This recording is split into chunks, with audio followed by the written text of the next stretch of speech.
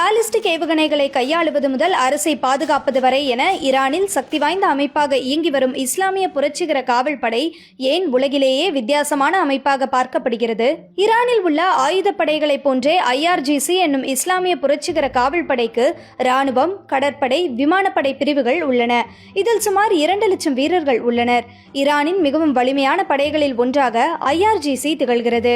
இந்த படை ஈரான் அரசுக்கோ அல்லது அதிபருக்கோ கட்டுப்படாது. நேரடியாக ஈரானின் அதிஉயர் தலைவர் ஆயத்துல்லா அலி காமனேயின் கட்டளைகளை மட்டுமே ஏற்று செயல்படும்.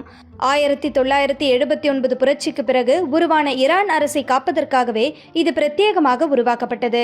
ஈரானின் ஆயுதப்படைகளையே சமாளிக்கும் அளவிற்கு இஸ்லாமிய புரட்சிகர காவல் படை வீரியம் மிக்கதாக திகழ்கிறது.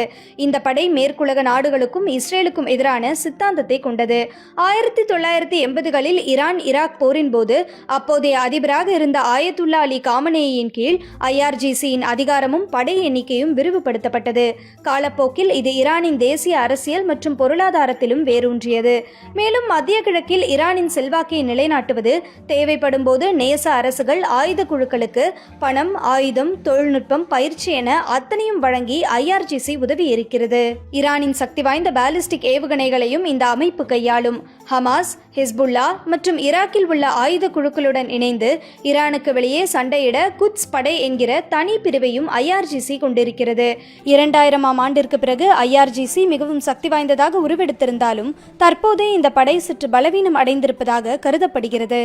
2024இல் சிரியாவில் பஷர் அல் அசாத் ஆட்சி கவிழ்ந்தது ஈரானுக்கும் IRGCக்கும் மிகப்பெரிய பின்னடைவாக மாறியது. சமீபத்திய தாக்குதலில் IRGCயின் தலைவர் மற்றும் முக்கிய தளபதிகளை இஸ்ரேல் படுகொலை செய்ததன் மூலம் தற்போது இந்த படை மிகுந்த நெருக்கடிக்குள்ளாகி இருக்கிறது.